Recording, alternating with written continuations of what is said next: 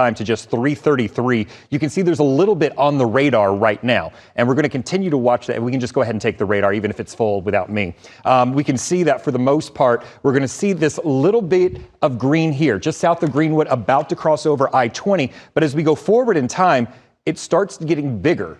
It starts getting brighter. The colors are darkening. You can see now at 340, we have that little blue color in there. What that's telling us is that this was not just a system that dropped down and then picked back up. Because the colors continuously are getting darker here, what we're seeing is this is most likely still on the ground, continuously lifting up degree higher and higher into the atmosphere. So I want to stress, and I'm going to zoom in here, anybody on Racetrack Road, Highway 81, Sowell Road, Whitaker Road, Iris Lake Road, Roser Road, Rogers Road.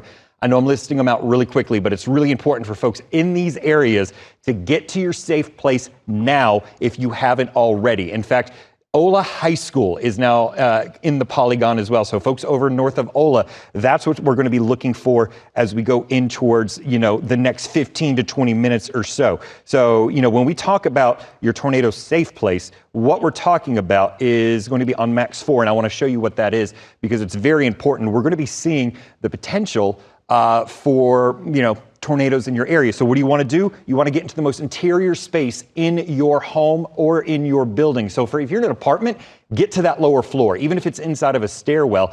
And if you're in a home, basement, obviously the best place to be. If you don't have a basement, any room on the interior that does not have access to a window, does not have access to a door to the outside, is where you're going to want to go. Now, as we take a look at this debris detector, it is starting to spread out a little bit, but it is still showing some very vivid colors and some very vivid imagery, unfortunately, right on top of McDonough. This is not a good situation. This is a heavily populated area. You can see the center of that is right on top of McDonough High School. So the one saving grace about this that I want to point out is if we go back just a frame or so, this is really more in, kind of a circular. Now it's starting to spread out. So one of two things is happening. One is good, which means maybe the circulation is starting to broad about.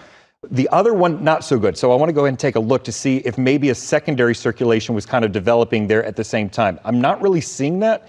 So I'm hoping what this means is the circulation is starting to broaden out a bit. And what we're seeing is the debris starting to get pulled out from side to side instead of just being stuck in that rotation there.